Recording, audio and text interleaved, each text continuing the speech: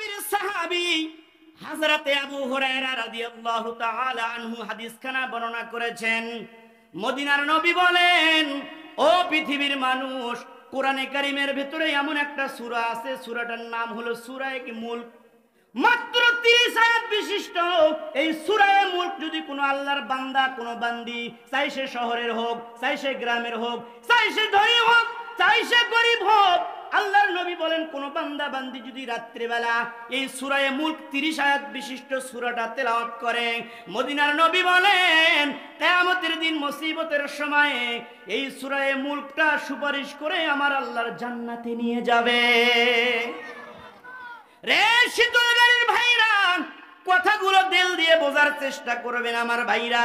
পৃথিবীর এই রঙ্গমঞ্চ থেকে আমরা যে যাই অভিনয় করি না কেন, এই পৃথিবী কিন্তু থাকার জায়গা না, থাকা যাবে না, থাকার চেষ্টা করলেও থাকা যাবে না।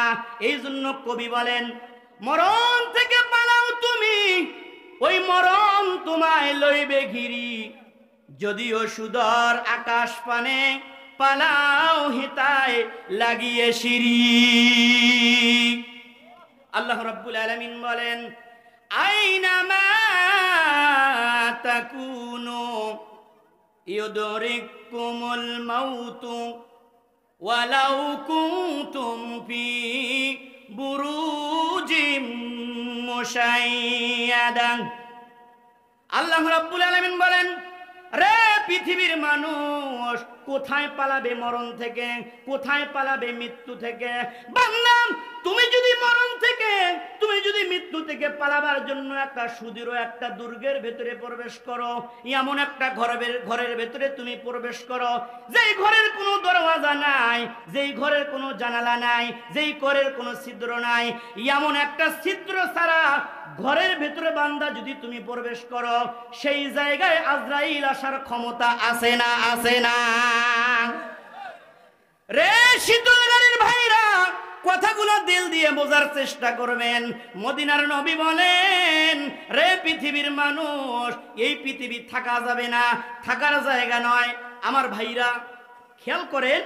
আচ্ছা, আমি আপনাদেরকে একটা প্রশ্ন করি, বলেন তো মানুষের জীবন আগে না মরণ আগে? সবাই বলেন জীবন আগে। তাহলে জীবন যদি আগে হয়, তাহলে কোরআনুল কারীমের ভিতরে তো ওইভাবেই আয়াতে কারিমা নাজিল করা দরকার। কিন্তু কোরআন খুললে আপনি দেখতে পারবেন আমার আল্লাহ রাব্বুল আলামিন বলেন, আল্লাযী খালাকাল মাউতা ওয়াল হায়াতা লিয়াবলুয়াকুম আইয়ুকুম আহসানু আমালা।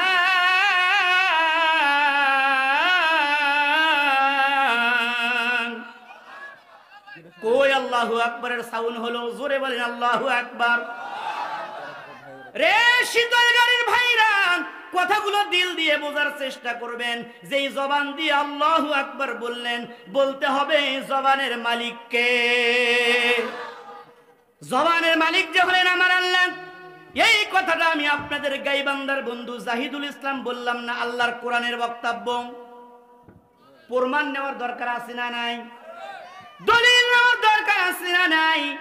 আমার ভাইরা, আপনি দলিল নিতে হলে কোরআনে কারীমের ভেতরে 1 থেকে 30 নম্বর পারার 114টা সূরার মধ্যে সূরা রহমান নামে একটা সূরা আছে। আমার আল্লাহ রাব্বুল আলামিন বিশ্ব নবীকে জানায়া দেন, ও নবী, আপনি तमाम পৃথিবীর মানুষগুলোকে আমি আল্লাহ রাব্বুল আলামিনের পক্ষ থেকে জানিয়ে দেন। আমার আল্লাহ বলেন, আর রহমানু আল্লামাল কুরআনা খালাকাল ইনসান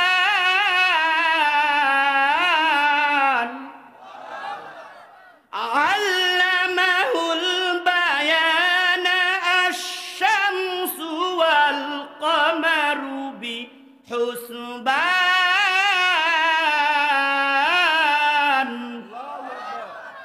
আল্লাহ রাব্বুল আলামিন বলেন, রে পৃথিবীর মানুষ, তোমরা যেই জবান দিয়ে দুনিয়ার ফাহিশা কথা বলো, আমার আল্লাহ রাব্বুল আলামিন বলেন, আর রহমান, তিনি হচ্ছেন রহমান, আল্লামাল কোরআন, যিনি শিক্ষা দিয়েছেন কোরআন, খলাকাল ইনসান, সৃষ্টি করেছেন মানুষ, 4 নম্বর আয়াতে কারিমার মধ্যে আল্লাহ রাব্বুল আলামিন বললেন, রে পৃথিবীর মানুষ, তোমরা দুনিয়ার ফায়সা কথা তোমাদের যেই জবান দিয়ে বলো, এই জবানের মালিক কিন্তু হলাম আমি আল্লাহ।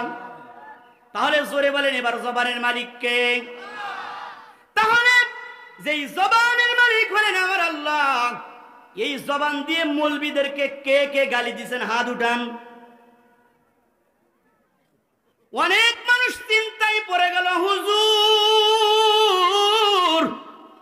কোন বিপদে ফালাইলেন? হুজুরের নামে কয়দিন বলেছি, কোরআনের বিরুদ্ধে কয়দিন বলেছি, নবীর বিরুদ্ধে কয়দিন বলেছি, এই কথাগুলো কি আজকে আমাকে মাহফিলে এসে বলতে হবে? না না না, আপনাকে বলতে হবে না, বলতে হবে না। কিন্তু এই শীতলগাড়ি, রংপুর জেলার শীতলগাড়ি হাফিজিয়া মাদ্রাসার মাহফিল থেকে নিয়ত করা লাগবে, ও হুজুর জীবনের যতদিন হুজুরদের বিরুদ্ধে কথা বলেছি, কোরআনের বিরুদ্ধে কথা বলেছি, আলেম ওলামার বিরুদ্ধে কথা বলেছি, আর কোনোদিন বলবো না। আপনারা সকলে রাজি? জোরে বলেন রাজি? তাহলে ডাকি এবার কাজী, ডাকবো? আমার বন্ধুগণ, কথা লম্বা করা যাবে না। আমার আল্লাহ রাব্বুল আলামিন বলেন, রে পৃথিবীর মানুষ, আমি আল্লাহ রাব্বুল আলামিন তোমাদের মরণ আগে সৃষ্টি করেছি, তারপর আমি আল্লাহ তোমাদেরকে হায়াত দান করেছি। ভাইরা আমার, আয়াতের দিকে লক্ষ্য করেন, আল্লাহ রাব্বুল আলামিন বলেন, আল্লাযী খালাকাল মাউতা ওয়াল হায়াতা লিয়াবলুয়াকুম আইয়ুকুম আহসানু আমালা।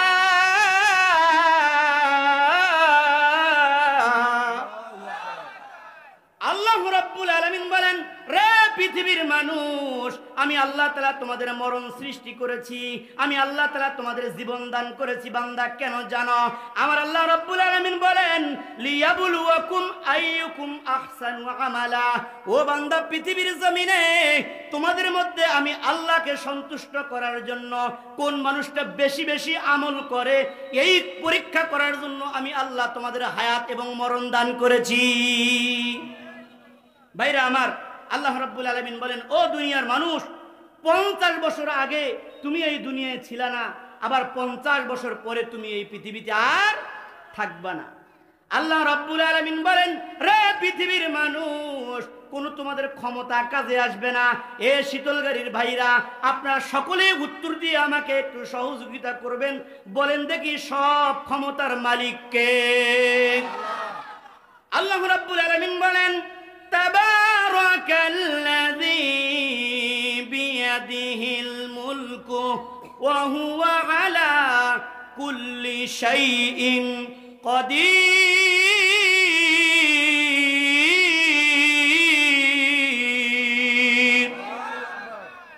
মহামান্বিত সেই সত্তা, যার হাতে সর্বময় কর্তৃত্ব, রাজত্ব পাওয়ার ক্ষমতা, তিনি সব বিষয়ে ক্ষমতাবান, সব বিষয়ে শক্তিবান। আওয়াজ দিয়ে বলেন তিনি কে? তাহলে বলেন এবার, ক্ষমতা দেওয়ার মালিক কে? আমার ভাইরা, সেই কথাটার দলিল আমার আল্লাহর কোরআনে আছে না নাই? আমার আল্লাহ রাব্বুল আলামিন বলেন, কুলিল্লাহুম্মা মালিকাল মুলকি তুতিল মুলকা মান তাশা ওয়া তানজিউল মুলকা মিম্মান তাশা ওয়া তুইজ্জু মান তাশা ওয়া তুযিল্লু মান তাশা বিয়াদিকাল খায়র ইন্নাকা আলা কুল্লি শাইইন কাদির।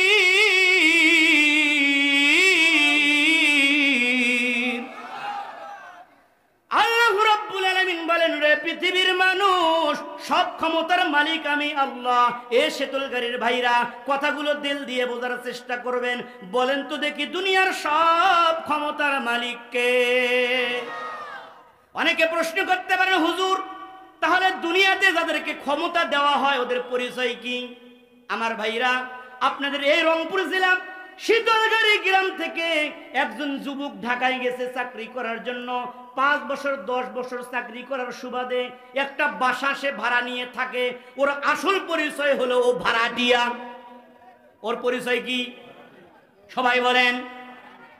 তদ্রূপ আল্লাহ রাব্বুল আলামিন বলেন, রে পৃথিবীর মানুষ, এই দুনিয়ার জমিনে আমি আল্লাহ রাব্বুল আলামিন কাউকে এই চেয়ারের ক্ষমতাটা কাউকে 5 বছরের জন্য, কাউকে আমি আল্লাহ এই চেয়ারের ক্ষমতা 10 বছরের জন্য ভাড়া দেই। ওর আসল পরিচয় হলো কি? সবাই বলেন ভাড়াটিয়া। ভাইরে ভাই, ক্ষমতার মায়া বড় মায়া, কথা কোন ঠিক কিনা?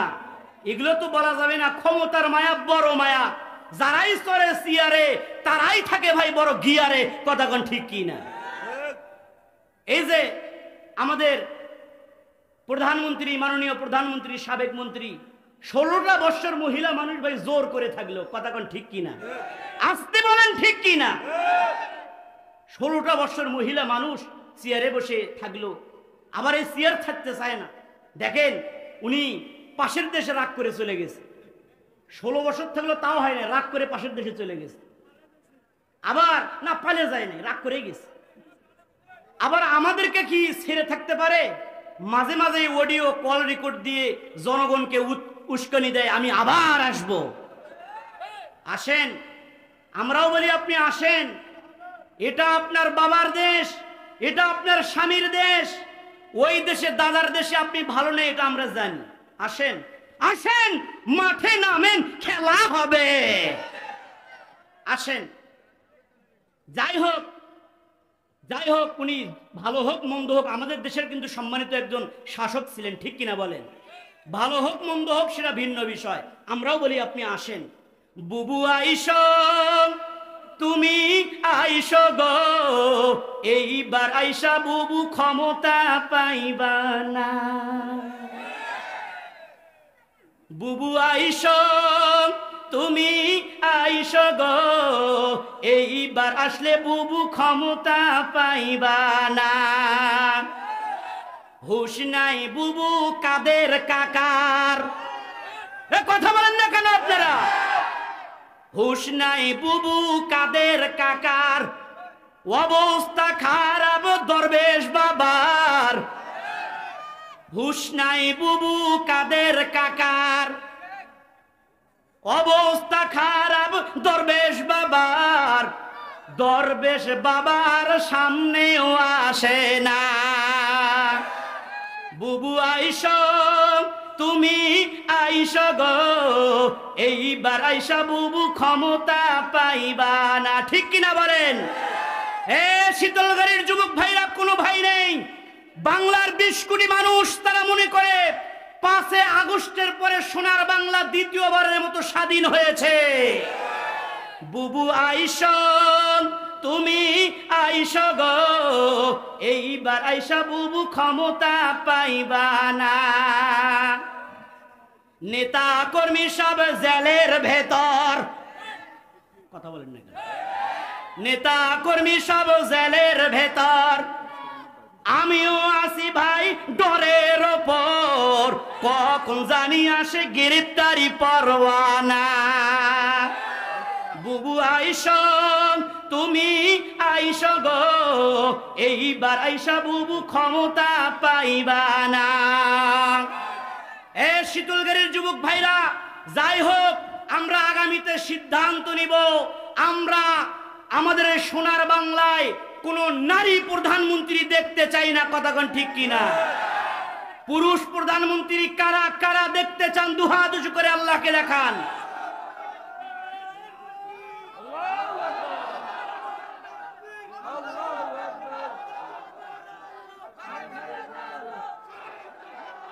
যাই হোক, আমরা আগামীতে সিদ্ধান্ত নিব, আমরা আগামীতে সিদ্ধান্ত নিব। আমেরিকা তাদের 47তম বৎসরে ওরা ওদের দেশে কোনো নারী প্রধানমন্ত্রী বানায় নাই, কথা কোন ঠিক কিনা? আমরা আগামীতে সিদ্ধান্ত নিব, আমরা এই সোনার বাংলায় কোনো নারী প্রধানমন্ত্রী দেখতে চাই না। পুরুষ প্রধানমন্ত্রী কারা কারা আবার দেখতে চান? দুহাত করে আবার আল্লাহকে দেখান। হাত নামান। মহিলা মানুষের কারবারে ভাই পুরো দেশ শেষ। আগামীতে পুরুষ শাসকের বাংলাদেশ। মহিলা মা বোনরা অনেক মন খারাপ করছে, হুজুর আমাদের বিপক্ষে যাচ্ছে। এ শীতলগাড়ির যুবক ভাইরা, আওয়ামী লীগ বুঝি না, বিএনপি বুঝি না, জামাত বুঝি না, কার বিপক্ষে যায় যাক, আমরা জোরে বলেন কার পক্ষে থাকতে চাই? পুরুষ মানুষের অত্যাচার, মহিলা মানুষ পুরুষ মানুষের উপর অত্যাচার করে, মহিলা মানুষের অত্যাচারে পুরো দেশ শেষ। আমি শীতলগাড়ির যুব সমাজের আয়োজিত মাহফিল থেকে আপনাদেরকে উদাত্ত আহ্বান করতে চাই, আগামীতে পুরুষ শাসকের বাংলাদেশ। আমার ভাইরা, ওই কথা বলা যাবে না। বলেন তো দেখি এবার ক্ষমতার মালিক কে? ক্ষমতার মালিক হলেন আমার আল্লাহ। আমার আল্লাহ যাকে চান সম্মান দান করেন, তুইজ্জু মান তাশা, আমার আল্লাহ যাকে চান সম্মান দান করেন, ও তুযিল্লু মান তাশা, আল্লাহ যাকে চান তাকে বেইজ্জত করেন। এ শীতলগাড়ির ভাইরা, সম্মান একটা জিনিস আর ক্ষমতা কিন্তু আরেক জিনিস। একটা মানুষকে ক্ষমতা দেওয়া হলো, ক্ষমতা দেওয়া হলেই বলে যে লোকটাকে সম্মান দেওয়া হলো, তা কিন্তু নয়। ক্ষমতা আর সম্মান দুইটা ভিন্ন জিনিস, ঠিক কিনা? অনেক মানুষকে ক্ষমতার চেয়ারে বসাইয়া জুতার বাড়ি খাওয়াইয়া আল্লাহ বিদায় করে দিয়েছে। আল্লাহ রাব্বুল আলামিন বলেন, পৃথিবীর মানুষ, আমি আল্লাহ রাব্বুল আলামিন যাকে চাই সম্মান দান করি, আমি আল্লাহ তাআলা যাকে চাই বেইজ্জত করি। বিয়াদিকাল খায়র, সব কল্যাণের চাবিকাঠি আমার আল্লাহর হাতে। ইন্নাকা আলা কুল্লি শাইইন কাদির। রে শীতলগাড়ির ভাইরা, কথাগুলো দিল দিয়ে বোঝার চেষ্টা করবেন। ভাইরে আমার, বন্ধুরা আমার, এই পুরা পৃথিবীর ক্ষমতা আমার আল্লাহ রাব্বুল আলামিন 4 জন পুরুষ মানুষকে আমার আল্লাহ দান করেছিলেন। জোরে বলেন কয়জন মানুষ? পুরা পৃথিবীর ক্ষমতা 4 জন মানুষকে আমার আল্লাহ রাব্বুল আলামিন দান করেছিলেন।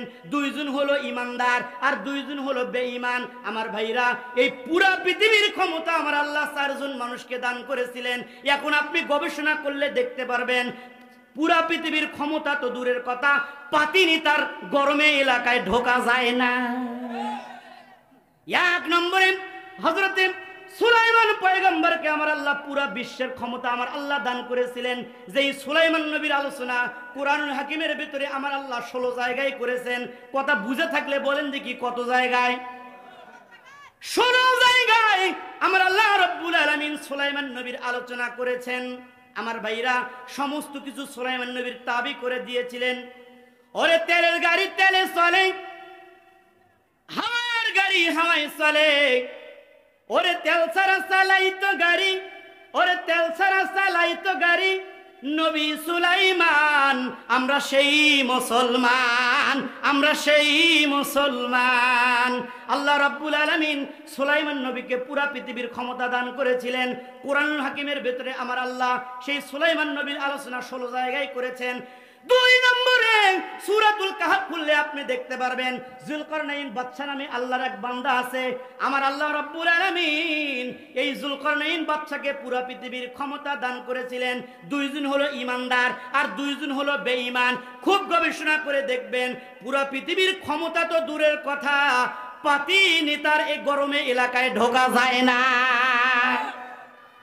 আমার ভাইরা, আমার বন্ধুরা, আল্লাহর নবীর সাহাবী হযরতে আবু হুরায়রা রাদিয়াল্লাহু আনহু হাদিস কানা বর্ণনা করেছেন, বুখারী শরীফের বর্ণনা। আল্লাহ রাব্বুল আলামিন বলেন, রে পৃথিবীর মানুষ, তোমার এই ক্ষমতা কোনো কাজে আসবে না, তোমার এই ক্ষমতা তোমাকে মৃত্যু থেকে বাঁচাতে পারবে না। ও দুনিয়ার মানুষ, তোমার ক্ষমতা তোমাকে সম্মান দিতে পারে না। একমাত্র ক্ষমতার মাধ্যমে সম্মান দেওয়ার মালিক জোরে বলেন কে? আমার ভাইরা, আমার বন্ধুরা, এই পৃথিবী থাকার জায়গা না, থাকা যাবে না, থাকার চেষ্টা করলেও থাকা যাবে না। ভাইরা আমার, আপনারা সাইয়েদনা হযরত মূসা নবীর কথা শুনেছেন। কোন মূসা? যেই মূসা নবীর ঘটনা করেছেন।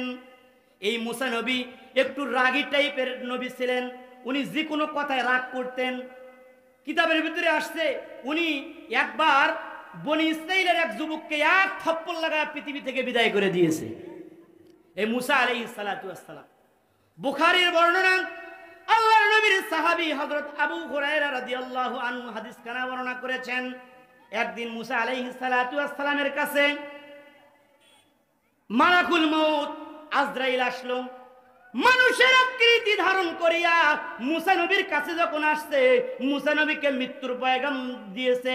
ও নবী মুসা, আল্লাহ রাব্বুল আলামিনের কুদরতি পার্লামেন্টের সিদ্ধান্ত হয়েছে এই পৃথিবীতে আপনার আর থাকার সময় বাকি নাই, চলেন আপনার আল্লাহ রাব্বুল আলামিনের ডাকে সাড়া দিতে হবে। ভাইরা আমার, কিতাবের ভিতরে আসছেন এই কথাটা শোনা মাত্র হযরতে মুসা আলাইহিস সালাতু ওয়াস সালাম আজরাইল মালাকুল মউত তার চোখের ভেতরে একটা ঘুষি মারে দিয়েছে। আল্লাহু আকবার বলে। মালাকুল মউত আজরাইল ঘুষি খাইয়া আল্লাহর দরবারে দিছে দৌড়। আল্লাহ কোন বান্দার কাছে পাঠাইছো? দেখেন দেখেন, এক ঘুষিতে আমার চোখ কানা করে দিয়েছে। ভাইরা আমার, পকেট থেকে বলছি না, বুখারী শরীফের বর্ণনা এসেছে হযরতে আজরাইল আল্লাহ রাব্বুল আলামিনকে বললেন, মালিক, এই এমন একজন মানুষের কাছে আপনি আমাকে পাঠাইলেন, মৃত্যুর কথা শোনা মাত্র এক ঘুষি দিয়ে আমার চোখ বের করে ফেলাইছে। আমার আল্লাহ কয়, আজরাইল হবে না, যাও যাও, তুমি আমার মুসার কাছে আবার যাও। আল্লাহু আকবার কোন। হযরতে আজরাইল বলে, আল্লাহ আমায় যাইতে পারতাম না, প্রথমবার গিয়ে আমার কান সারা করেছে, এক চোখ কানা করে দিছে। আল্লাহ রাব্বুল আলামিনের কুদরতে মালাকুল মউত আজরাইলের চক্ষুটা আমার আল্লাহ ভালো বানায়া দেয়। মুসা নবীর কাছে যাওয়ার জন্য আল্লাহ রাব্বুল আলামিন বলেন, আজরাইল যাও যাও যাও, এবার আমার বন্ধু মুসার কাছে যাও, যাওয়ার পরে বলো আমার আল্লাহ রাব্বুল আলামিন আপনাকে একটা গরুর কোমরের উপরে হাত দেওয়ার জন্য বলেছে। আল্লাহু আকবার। ও মুসা, এই গরুর উপরে আপনি হাত দিবেন, আপনার হাতের নিচে যত পরিমাণ পশম পড়বে প্রত্যেকটা পশমের বিনিময়ে আমার আল্লাহ রাব্বুল আলামিন এক একটা বছর হায়াত আপনাকে দান করবে। মালাকুল মউত আজরাইল ডাক দিয়ে বলে, মালিক, তারপর কি হবে? আমার আল্লাহ রাব্বুল আলামিন বলেন, ও আজরাইল শোনো, তারপর অবশেষে মুসাকে মৃত্যুবরণ করতেই হবে। মালাকুল মউত আজরাইল মুসা আলাইহিস সালামের কাছে আসছেন। এবার মানুষের আকৃতি ধারণ করে আসে নাই, তার আসল সুরতে এসেছে। আসার পরে প্রথমবার হযরত মুসা আলাইহিস সালাতু ওয়াস সালামের কাছে এসে সালাম দেয় নাই, এবার এক থাপ্পড় খাইয়া তার হুঁশ এসেছে। হযরত মুসা আলাইহিস সালাতু ওয়াস সালামের কাছে এসে বলছে, আসসালামু আলাইকা ইয়া মুসা। মুসা আলাইহিস সালামকে সালাম দিছে। ও নবী মুসা, আমার আল্লাহ রাব্বুল আলামিনের পক্ষ থেকে আমি এসেছি। মুসা রে, আমার আল্লাহ বলেছে আপনি একটা গরুর কোমরের উপর হাত দেন, এই হাতের নিচে যত পরিমাণ পশম উঠবে, যত পরিমাণ পশম পড়বে, প্রত্যেকটা পশমের বিনিময়ে আমার আল্লাহ রাব্বুল আলামিন এক এক বছরের হায়াত আমার আল্লাহ আপনাকে দান করবে। মুসা নবী কয়, তারপর কি হবে? আজরাইল বলে, তারপর অবশেষে মৃত্যুই হবে। আল্লাহ রাব্বুল আলামিন বলেন, কুল্লু নাফসিন যায়িকাতুল মাউতি সুম্মা ইলাইনা তুরজাউন।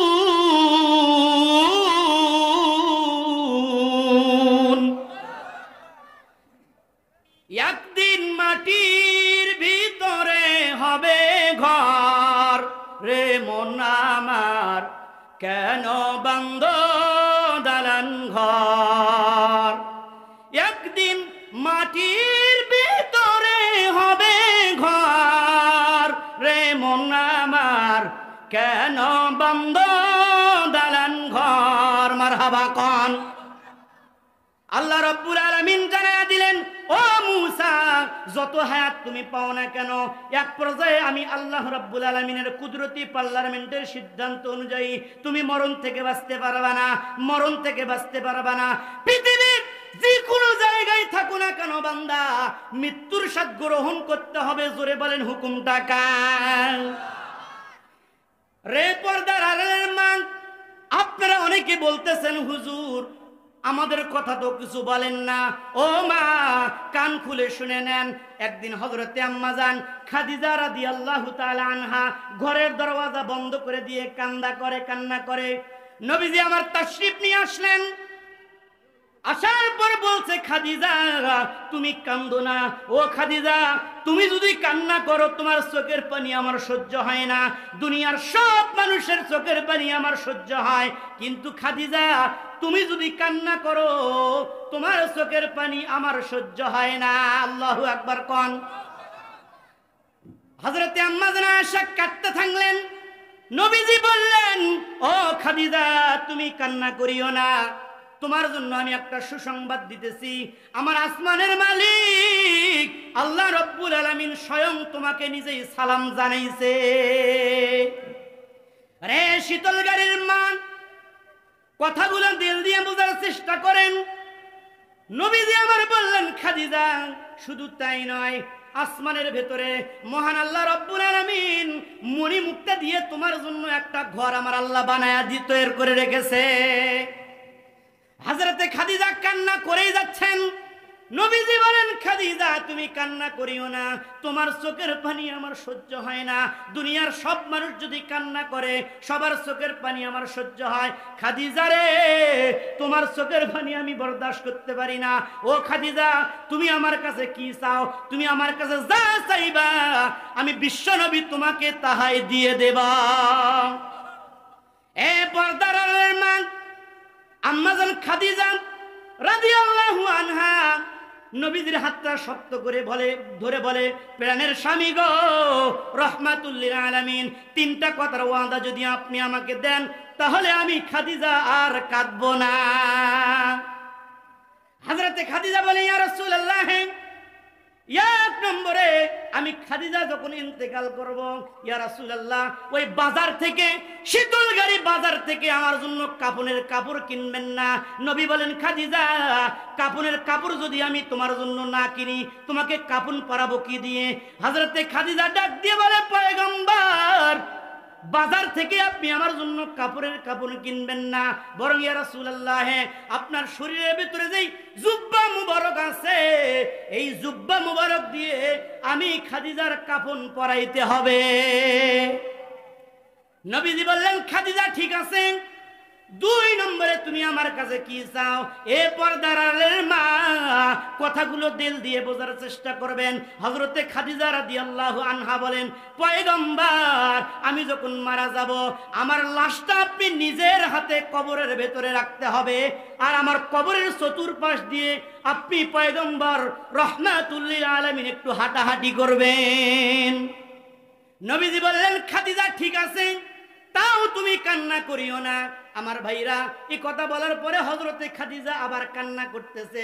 তিন নম্বরে হযরতে খাদিজা বলে পয়গম্বর তিন নম্বরে আমি আপনার কাছে চাই ইয়া রাসূলুল্লাহ আমাকে কবরস্থ করার পরে, ও প্রাণের স্বামী আমাকে কবরস্থ করার পরে পৃথিবীর সব মানুষ যখন বাড়িতে চলে যাবে আপনি পয়গম্বর রাহমাতুল লিল আলামিন আমার কবর থেকে যেতে পারবেন না। নবীজি বলেন খাদিজা কেন? উনি বলে ইয়া রাসূলুল্লাহ না জানি আমার ভয় হয় মানুষকে কবরে রাখার পরে মুনকার নাকির দুইজন ফেরেশতা আসে সওয়াল করে, ইয়া রাসূলুল্লাহ আমি যদি মুনকার নাকিরের সওয়াল জবাব দিতে ভুলে যাই, মুনকার নাকিরের সওয়াল জবাব যদি আমি দিতে না পারি আপনি রাহমাতুল লিল আলামিন আমার প্রাণের স্বামী কবরের উপর থেকে মুনকার নাকিরের সওয়াল জবাব দিয়ে দিবেন। রাহমাতুল লিল আলামিন বললেন খাদিজা ও খাদিজা একজনের প্রশ্নের উত্তর আর একজন তো দিতে পারে না। খাদিজা রে কবর এমন একটা জায়গা যেই কবরের ভিতরে নাই কোনো সাথী নাই কোনো বাতি। ও খাদিজা তোমার প্রশ্নের উত্তর আমি কেমন করে দেব? ভাইরা আমার নবীজি বললেন খাদিজা আমি যদি তোমাকে আমার জুব্বা মোবারক দিয়ে কাফন পরায়া দেই এতে তোমার কি লাভ হবে? রে শীতল গাড়ির মা কথাগুলো দিল দিয়ে বোঝার চেষ্টা করবেন। নবীজি বললেন খাদিজা আমি যদি আমার জুব্বা দিয়ে তোমার কাফন পরাই এতে তোমার কি লাভ হবে? নবী আমার বললেন আমি যদি তোমাকে এটা দেই তোমার কি ফায়দা আমাকে একটু বলো। হযরতে খাদিজা রাদিয়াল্লাহু আনহা বললেন ইয়া রাসূলুল্লাহ কোন কারণে যদি আমার আল্লাহ রাব্বুল আলামিন আমাকে জাহান্নামের আগুনের ভেতরে জ্বালানোর ফয়সালা করে আর ওই সময়ে বিশ্বনবী আপনার জুব্বা মুবারক যদি আমার শরীরের ভেতরে লাগানো থাকে জাহান্নামের কোনো জাহান্নামের আগুনের এত বড় সাহস নাই, যেই শরীরের মধ্যে আপনার জুব্বা মোবারক আছে ওই শরীরটা জাহান্নামের আগুন জ্বালায়া দেয়। এ শীতল গাড়ির মান 2 নম্বরে, ও খাদিজা আমি তোমার কবরের পাশে কেন হাঁটাহাঁটি করব? নবীজি বললেন, যখন হযরতে খাদিজা উত্তর দিতেছেন, ইয়া রাসূলুল্লাহ, কবরের মাটি যখন এক পাশ থেকে আর এক পাশে আমি খাদিজাকে চাপ দিবে, আপনি যদি ওখানে হাঁটাহাঁটি করেন তাহলে কবরের মাটির এত বড় সাহস নাই, যেখানে আল্লাহর নবীর পা পড়েছে ওই পা ভেদ করে আমি খাদিজাকে আযাব দেয়, এমন সাহস এই মাটির কখনো হতে পারে না। আমার ভাইরা, হযরতে খাদিজা আস্তে আস্তে ইন্তেকাল করলেন। ইন্তেকাল করার পরে নবীজি নিজের জুব্বা মোবারক দিয়ে তাকে দাফন করলেন, কাফন পরাইয়া দিলেন। এক পর্যায়ে নবীজি নিজেই কবরের ভেতরে নামলেন। ভাইরা, আমার কিতাব খুললে আপনি দেখতে পারবেন কবরের ভেতরে নবীজি আমার নামছেন। নামার পরে নবীজি আমার হযরতে খাদিজার চেহারাটা বারবার পশ্চিম দিকে কিবলার দিকে করতেছে। এ শীতল গাড়ির ভাই, বলেন তো দেখি, মানুষকে কবরে রাখার পরে তার গর্দানটা, তার চেহারাটা কোন দিকে রাখা হয়? সবাই বলেন। নবীজি আমার খাদিজার চেহারাটাকে কিবলার দিকে করছে। কিতাব খুললে আপনি দেখতে পারবেন, কিন্তু হযরতে খাদিজার চেহারাটা বারবার ওই পশ্চিম দিক থেকে ফিরে আসমানের দিকে হয়ে যাইতেছে। নবীজি বারবার চেষ্টা করতেছেন, কিন্তু খাদিজার চেহারা কিবলার দিকে হইতেছে না। কারণ কি? নবীজি আমার টেনশনে পড়ে গেলেন। কিছুক্ষণ পরে আমার আল্লাহ রাব্বুল আলামিন জিবরাইল আমিনকে বললেন, জিবরাইল রে, যাও যাও আমার নবীর কাছে যাও, আমার নবীকে জানায়া দাও আমার খাদিজার চেহারা কিবলার দিকে হবে না, পশ্চিম দিকে হবে না, আসমানের দিকে হবে। কারণ ওই আসমান থেকে আমার আল্লাহ রাব্বুল আলামিন হযরতে খাদিজার চেহারা দেখতে চায়। এ পর্দার আড়ালের মান, আপনাদেরকে বলে যাই, কেমন স্বামী বানাইছে, কেমন স্বামীর খেদমত করেছে মা। ও মা, আপনাদেরকে বলে যাই, অনেকে বলতে পারেন হুজুর অনেক কথা শুনাইলেন, ও হুজুর আমার স্বামীর সাথে তেমন কথাবার্তায় মিল হয় না, আমার স্বামী আমার কথা শোনে না, আমার স্বামী অন্য মেয়ের সঙ্গে পরকিয়া করে, অন্য মহিলার সঙ্গে টেলিফোনে কথা বলে। ও হুজুর একটা কথা বলে যান। মা গো, আমি আপনাদেরকে গাইবান্দার বন্ধু জাহিদুল ইসলাম একটা কথা বলে যাই, আপনার স্বামী যখন ঘরে আসবে, মা, মদিনার নবী বলছেন, কোন স্বামী যদি তার স্ত্রীকে সালাম দেয় আর স্ত্রীও যদি তার স্বামীকে সালাম দেয়, পরস্পরের মধ্যে ভালোবাসা সৃষ্টি করে দেবেন কে? রে শীতল গাড়ির মা, আব্দুল্লাহর বাবা যখন বাহির থেকে কষ্ট ক্লেশ করে আপনার বাড়িতে আসবে, বাড়িতে এসে আসার সঙ্গে সঙ্গে আপনি আব্দুল্লাহর বাবাকে সালাম দেন, আসসালামু আলাইকুম, ও আব্দুল্লাহর বাবা, আই লাভ ইউ। আপনার স্বামীর কপালের ভেতরে একটা চুম্বন দিয়ে দেবেন। আমি আপনাদের বন্ধু জাহিদুল ইসলাম বলে গেলাম, এই স্বামী কখনো ওই সকিনার সঙ্গে মোবাইলে টিপিস টিপিস করবে না, ঠিক কিনা বলেন? কিন্তু এখনকার মহিলা মা বোনদের যে কি অবস্থা রে ভাই, আপনাদের এই এলাকায় কেমন হয় আমি জানি না, আমাদের গাইবান্ধার কথা বলছি। পুরুষ যখন বাহিরে কষ্ট ক্লেশ করে এসে যখন বাড়িতে এসে ডাক দেয়, ও সকিনার মা, বউ দোলাবাড়ি থেকেই জবাব দেয়, কি? ঠিক বললাম না ভুল বললাম? এ ভাই, আপনাদের মনোযোগ আছে? ওই সমস্ত ভাইদের মনে হয় মনোযোগ নাই। আমি একটু চেক করতে চাই। যুবক ভাইরা রেডি? বলেন দেখি, আসমানের মালিক কে? হয় নাই, হয় নাই, জোরে বলেন, আসমানের মালিক কে? আসমান কার? জমিন কার? এই কোরআন কার? আপনি কার? আপনার বউ কার? বউ কার? আজ খারাপ হওয়ার পরে একটা থাপ্পড় যদি আপনি লাগাইয়া দেন রে ভাই, কি অবস্থা হবে? কি অবস্থা হবে আপনারা জানেন না। আপনাদের এই এলাকায় কেমন হয় আমি জানি না, আমাদের গাইবান্ধার কথা বলছি। একটা থাপ্পড়ের বিনিময়ে 20 বছর থেকে সংসার করে স্বামী যত সুনাম অর্জন করেছে, এক থাপ্পড়ে সব ধুয়ে মুছে পরিষ্কার করে ফেলবে। বলবে, এই সব পুরুষের বাড়িতে আসে কোনোদিন শান্তি পেলাম না, খালি মারলো আর মারলো, মারলো আর মারলো, মারো আরো মারো, মারতে মারতে মারি ফেলাও, মারতে মারতে তুই যদি না মারি ফেলাস তুই আমার বাপ হোস। নাউজুবিল্লাহ কইলেন না? আপনারা হাসেন, ঠিক বললাম না ভুল বললাম? আমার স্বামীর অবস্থা বুঝতে হবে। স্বামী যখন বাহির থেকে কষ্ট পেলে সহ্য করে বাড়িতে আসবে, আসার সঙ্গে সঙ্গে মা স্বামীর গলাটা ধরায়া আব্দুল্লাহর বাবার কপালে একটা চুম্বন দেন, একটা চুমা দেন, আব্দুল্লাহর বাবাকে একটা সালাম দেন, আসসালামু আলাইকুম। আমি আপনাদের বন্ধু, গাইবান্ধার বন্ধু জাহিদুল ইসলাম বলে গেলাম, এই স্বামীর সঙ্গে কোনোদিন আপনার ঝগড়া আর হবে না, ঠিক কি না বলেন? এখন পুরুষটা ফুললে গেছে যে হুজুর সকিনার মাও তো আমাকে সালাম দেয় না, এই জন্যই অন্য মেয়ের সাথে আমি টিপিস করার সুযোগ খুঁজি। কিন্তু ও যুবক ভাইরা, শুধু সকিনার মায়ের দোষ দিলে কি চলবে? আপনি কি খুব ভালো নাকি? খুব সুপি আপনি? আপনাকেও সালাম দিতে হবে। ও জরিনের মা, আসসালামু আলাইকুম, আই লাভ ইউ। এই পৃথিবীতে সবচাইতে আমি তোমাকে বেশি ভালোবাসি। মহিলাদেরকে একটু পাম দিবেন, মাঝে মাঝে পাম দিবেন, মাঝে মাঝে একটু পাম দিবেন। পাম দিলে মহিলা মানুষ ফুললে যাবে, যাক আর কোনো অসুবিধা নাই। আমল করার চেষ্টা করবেন তো ভাই। এই শীতলগাড়ি নুরানি হাফিজিয়ার মাহফিল থেকে যুবক ভাইদের উদ্দেশ্যে, যারা বিয়ে করেছেন তাদের উদ্দেশ্যে আমি বলি, বাড়িতে যাওয়ার পরে আজকেই সকিনার মাকে কে কে সালাম দিবেন? হাত উঠান, হাত উঠান, হাত উঠান। ও সকিনার মা, ভাবি তাকায়া দেখেন, সবাইকে আপনাদের বাড়িতে যাওয়ার পরে আপনাদেরকে সালাম দিবে। কালকে যদি সালাম না দেয়, আজকে বাড়িতে যাওয়ার পরে যদি সালাম না দেয়, আমার কাছে ফোন কইরেন। মহিলা মান, কথাগুলো দিল দিয়ে বোঝার চেষ্টা করবেন। হযরতে খাদিজা রাদিয়াল্লাহু আনহা কেমন স্বামী বানাইছে। মহিলা মা খাদিজা রাদিয়াল্লাহু আনহা প্রাণের স্বামীকে ডাক দিয়ে বলে, প্রাণের স্বামী গো,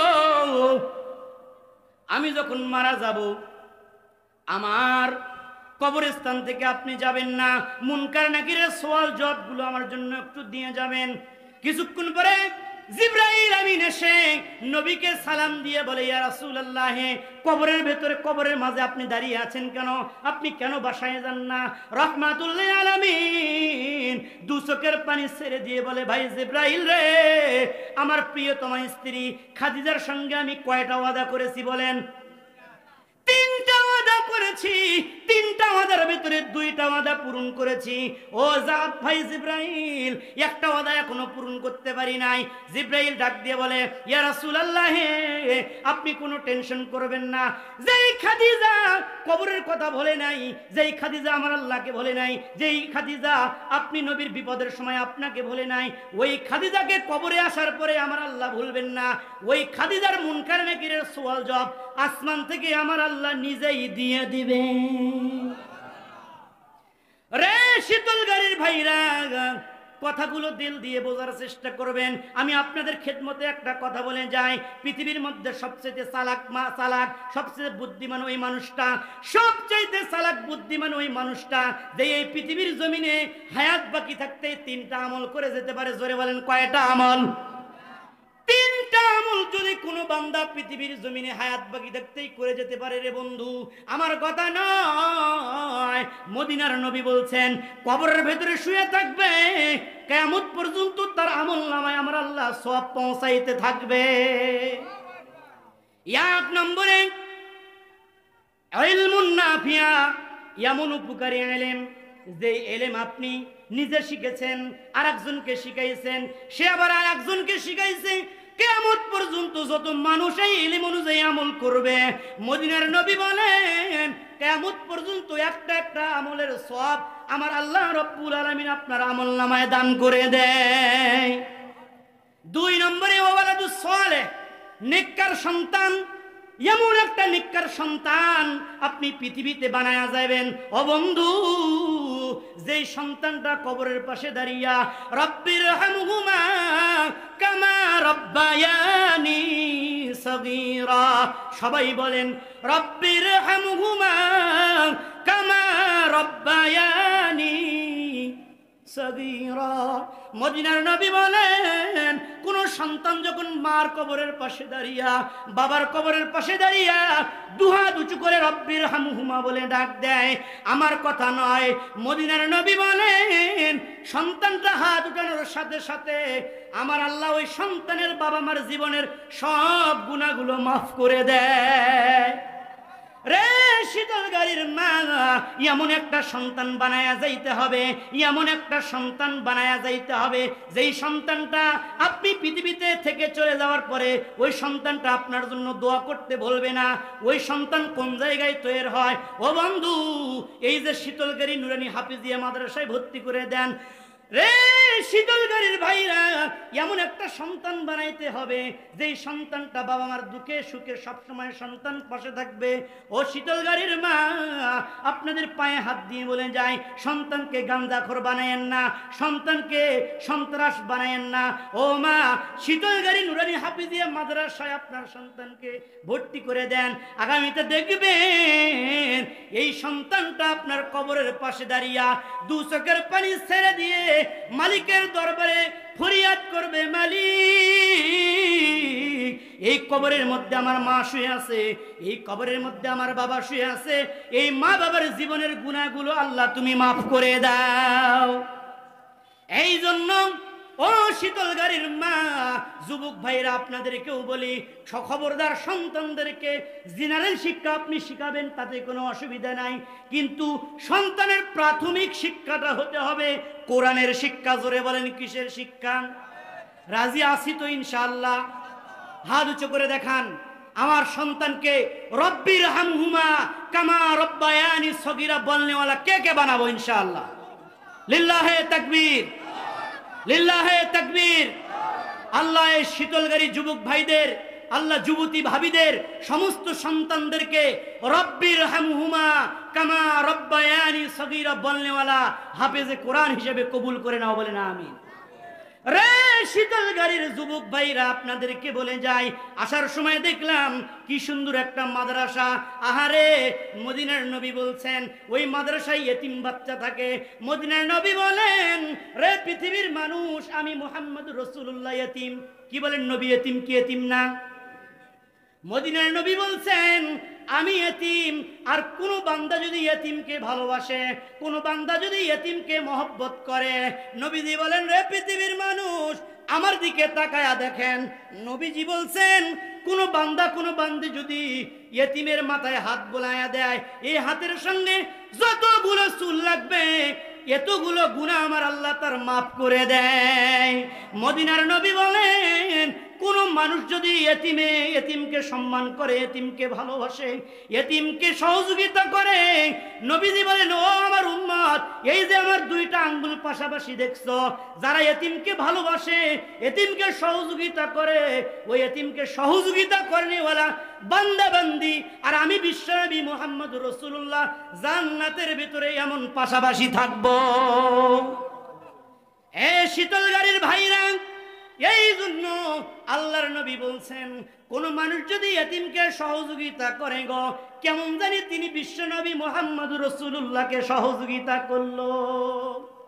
আর মদিনার নবী বলছেন ইতিমকে সহযোগিতা করার জন্য আল্লাহর কোন বান্দা যদি, আল্লাহর কোন বান্দি যদি আমার আল্লাহ রাব্বুল আলামিনকে খুশি করার জন্য 1 টাকা দান করে গো, আমার আল্লাহ রাব্বুল আলামিন আখিরাতে তো দিবেন, এই দুনিয়ার জমিনেই তাকে 10 গুণ পৃথিবীতেই দান করে দেয়। আপনাদের বিশ্বাস হয় ভাই? আখিরাতে তো দিবেনই, দুনিয়াতেই কেউ যদি 1 টাকা দেয়, দুনিয়াতেই আমার আল্লাহ 10 টাকা তাকে দিয়ে প্রমাণ করে দেয়। বিশ্বাস হয় আপনাদের? রে যুবক ভাইরা, আমার কথা বলছি না, হাদিস থেকে বলছি। আল্লাহর নবীর জামাই হযরতে আলী রাদিয়াল্লাহু আনহু একদিন বাজারে গেছেন। বিবি ফাতিমা জ্বর এসেছে, অসুস্থ হয়ে গেছে, বিবির জন্য একটা আনার ক্রয় করার জন্য গেছেন বাজারে। একটা আনার ক্রয় করে বাড়ির দিকে ফিরছেন, এমন সময় একজন ফকিরের সঙ্গে দেখা হয়ে গেছে। এদিকে স্ত্রী ফাতিমা অসুস্থ হয়ে গেছে।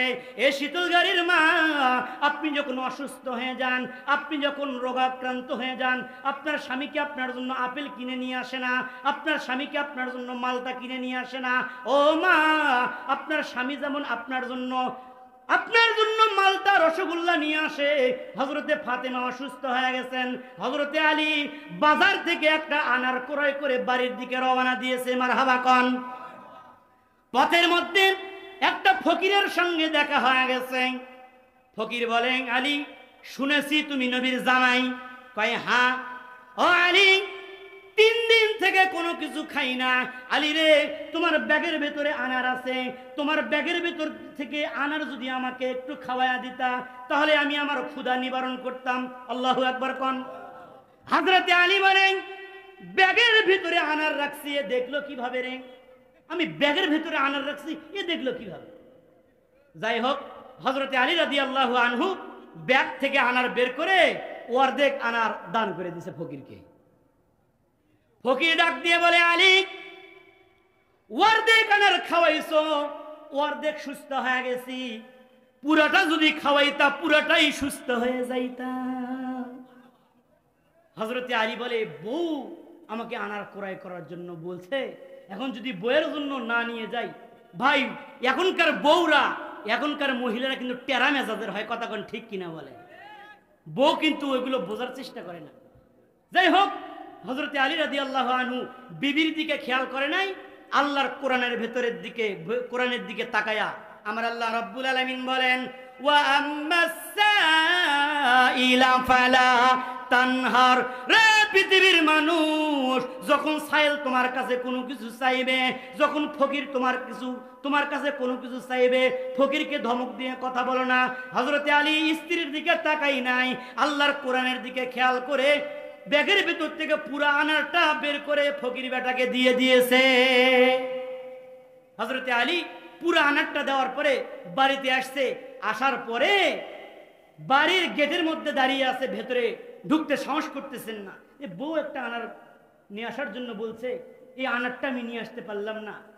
হযরতে আলী রাদিয়াল্লাহু আনহু ওখানে দাঁড়িয়ে আছেন। বিবি ফাতিমা রাদিয়াল্লাহু আনহা টের পেয়েছেন, স্বামী বাড়ির ভিতরে কেন আসেন না? ঠিক আপনি আনার পান নাই, আসেন স্বামী, আসেন, ভেতরে আসেন। আনার মনে হয় পান নাই, আসেন আসেন, আল্লাহ তো আমাকে এমনি সুস্থ বানায়া দিছে, আসেন ভেতরে আসেন। আনার মনে হয় পান নাই। কয়, না গো, পাইছি। কি হয়েছে? কয়, পথের মধ্যে ফকিরকে দান করে দিয়েছি।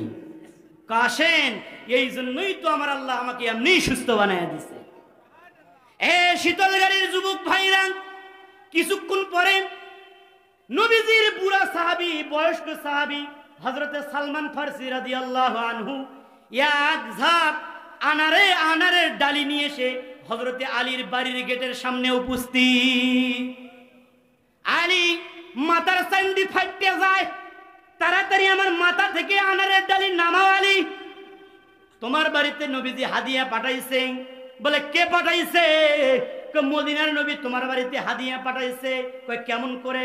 কয়, সুন্দর লিবাস পরিহিত একজন যুবক নবীজির বাড়িতে, নবীজির কাছে আসলো, নতুন গাছের নতুন ফল নবীজির কাছে হাদিয়া দিল, আর নবীজির সঙ্গে সঙ্গে তুমি আলীর বাড়িতে হাদিয়া পাঠায়া দিল। নবীজি বলে, আমার বাড়িতে হাদিয়া পাঠাইছে? কয়, হ্যাঁ, আপনার বাড়িতে হাদিয়া পাঠাইছে। তাহলে আমার আনারগুলো একটু চেক করে নেই। হযরতে আলী রাদিয়াল্লাহু আনহু আনার গণনা করা শুরু করে দিয়েছে। 1 2 3 কিতাবের ভিতরে আসছে 9টা আনারের পরে হযরতে আলী আর আনার খুঁজে পায় না। কয়টা আনার? 9টা আনার। হযরতে আলী রাদিয়াল্লাহু আনহু আনারগুলো ঢেকে দিয়েছেন। ভাই সালমান, মন খারাপ করিও না, তোমার হয়তোবা ভুল হইতেছে। নবীজি আমার বাড়িতে হাদিয়া পাঠায় নাই। নবীজি আমার বাড়িতে যদি হাদিয়া পাঠাইতো, তাহলে আমার আনার কম হওয়ার কথা নয়। কয়টা পাবো? সবাই বলেন, পাইছে কয়টা? 9টা। হযরতে আলী রাদিয়াল্লাহু আনহুর কথা শুনে বয়স্ক সাহাবী হযরতে সালমান ফারসি রাদিয়াল্লাহু আনহু চাদরের তল থেকে একটা আনার বের করে হযরতে আলীর সামনে ধরেছে। আলী নিয়ে যাও, নিয়ে যাও, পুরোটাই নিয়ে যাও। সুবহানাল্লাহ কন। আলী কি এমন আমল করেছ? নবীর দরবারে যখন হাদিয়া আসলো, নবীজি গণনা করে করে 10টা আনার তোমার বাড়িতে পাঠাইলো। আমি ভাবলাম কি ব্যাপার, নবীজি হযরতে আলীর বাড়িতে হাদিয়া পাঠাইলো 10টা আনার, কি এমন আলী আমল করেছে? এই আমলের কারণটা উদ্ঘাটন করার জন্য চাদরের তলে একটা লুকায়া রেখে দিয়েছিলাম। আলী পুরোটাই নিয়ে যাও। হযরতে আলী বলে আসেন আসেন, আপনিও আসেন, আপনিও খেয়ে যান। মারহাবা কর।